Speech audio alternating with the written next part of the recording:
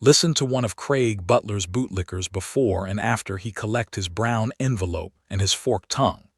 He is the poster boy for what we are about to talk about. We will do a deeper dive into his and each members of his negative gang's foolishness in many other videos to come, God willing. But for now, we will continue with our main topic. Is it both of them? It no look good for Leon Bailey. Take your lip, Phoenix Academy. Take your lip, Mr. Butler. Hug up that. Whole Jamaica against the Phoenix Academy. Bam, I say, boy, the man deal Bailey wicked though, people. But a fox him attack. And Bailey and Craig Butler was right. Years span top of years. They're telling about the incompetent Jamaican Football Federation. They didn't just oppose the JFF, they declared war on Jamaican football. Let's strip away the excuses. Let's strip away the fake concern. Let's strip away the pretend activism. From the very beginning, these people weren't fighting for Jamaica. They were fighting against Jamaica. They wanted FIFA to ban the country, ban the entire nation, just so the administration they personally despised wouldn't get credit if the Reggae boys qualified. That's not criticism. That's not oversight. That's not patriotism. That is sabotage. And to justify that sabotage, they manufactured chaos. Fake stories about players being stranded. Fake narratives about GoFundMe, funding the Women's World Cup. Fake claims of corruption that collapsed the moment FIFA and the Confederation of North, Central America and Caribbean Association Football actually looked at the evidence. Every lie had one purpose: destroy the credibility of Jamaican football so they could feel powerful. They were willing to burn down the future of Jamaican youth. Their hatred blinded them. They didn't care how a FIFA ban would crush young players trying to escape poverty, families depending on football for opportunity, the entire football pipeline. They were ready to scorch the earth because they couldn't stand the idea of someone they disliked succeeding.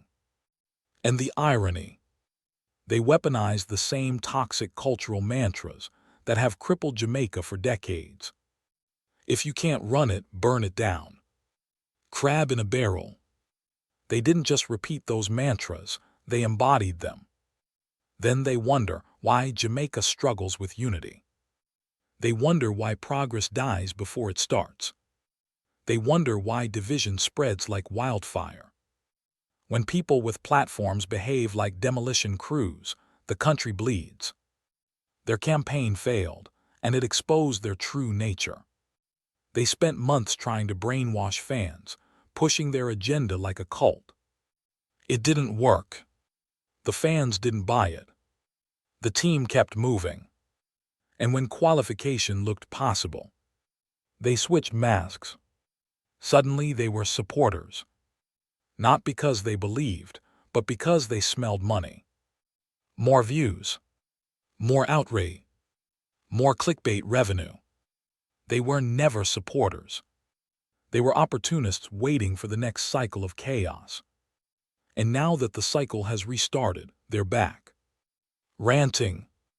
Insulting players. Attacking the administration. Poisoning the atmosphere. Dragging down the national program for attention. The same script. The same characters. The same desperation. Too many Jamaican vloggers are feeding off football like parasites. Let's call it what it is. A large portion of Jamaican football vloggers are feeding off the sport without contributing a single ounce of value. They don't educate. They don't inform. They don't uplift. They don't explain how FIFA governance works. And the reason is simple: they can't. They don't know. If they understood even the basics, they would know. The JFF is a FIFA franchise. FIFA does not tolerate mob takeovers. Every attempted hijacking in other countries has failed. FIFA always restores the democratically elected leadership.